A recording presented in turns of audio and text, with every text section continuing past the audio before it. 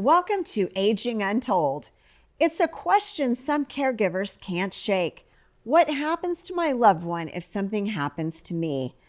In the chaos of everyday life, caregivers can neglect their own health and put off planning, which could create a dangerous situation when there is no backup plan. Sam, what are the immediate dangers for a family if someone doesn't have a plan in place? Oh, let me tell you, the first thing that comes to mind is expensive. If you haven't planned trying to get someone in that home on a short notice, it is going to cost you a fortune unless you have a large family that's going to give you a backup plan. So I'm telling you, a hope and a prayer is not a backup plan. You have to have somebody on board that you know short term. But say you get COVID, say you have an illness that you can't expose your aged loved one to.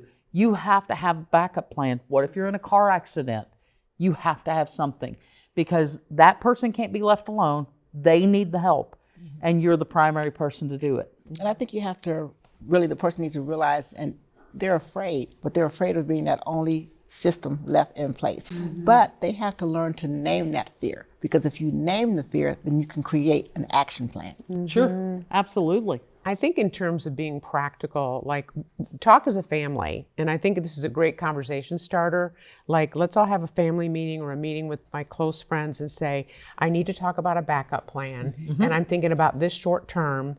And here's where my medical information is. Here's where my financial stuff is. I have some siblings that are on the informed consent of the doctor's offices. But just get that conversation started because like you're saying, it provides relief. Right. And then create a checklist. Yeah. So here's the deal. We do know these stats, and that is that 30% of caregivers do not outlive the person they're caring for. That's right. Right. And so this happens all the time. Someone predeceases the person they're caregiving for. So it shouldn't be a surprise, maybe if you know that, or if you've been watching the show to know that this is not uncommon and you do need to have a plan. It happens all the time. Someone will have medical emergency, first responders come in, they take the caregiver away in an ambulance and bye to the person that has dementia, not realizing that now they're home alone without a caregiver. Right. That's right. And so not just one person for a backup, you want to have at least two. Yeah. And if there's not somebody around, go ahead and hire an agency, do the onboarding with them and have them available. I know many people did it with my agency where we would just be the cushion in case. Yeah. And we didn't, we may never service, but we already had the paperwork done. We already had everything. We were familiar with the family. We knew how to get in. But then have a caregiving binder. Go ahead and write down everything that you do, the medications, where they're at, what the doses are, and keep that current and up to date because meds change so frequently. But always have that system in place. They don't call them on purposes, they call them accidents, and things happen that we never planned for. I think the conversation too becomes if your children live long distance, way early on, do you want to move to be closer to them? Are they going to be closer to you? Just have that conversation. I think it's all about just conversation and communication. Exactly. Before the crisis. Right. If you're not talking before the crisis, that crisis just became a complete and total disaster.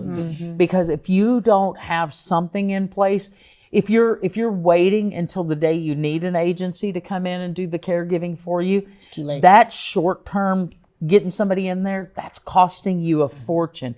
And you need to already have a plan in place. Maybe it's a neighbor that you can say, hey, short term, something happens to me. Can you step in and here's the next person. This is my loved one. They live away from here. It's going to take them hours to get here. Yeah. But know what you're going to do because things happen all the time. And even getting so finely tuned to say, do you know how to get in the house? Is the code? Where's the key? Where's the, just be that, get down into the details so they're not left with, how do we get in the house? Yeah, put it in writing would be a great idea. One crisis can create a cascade of crises.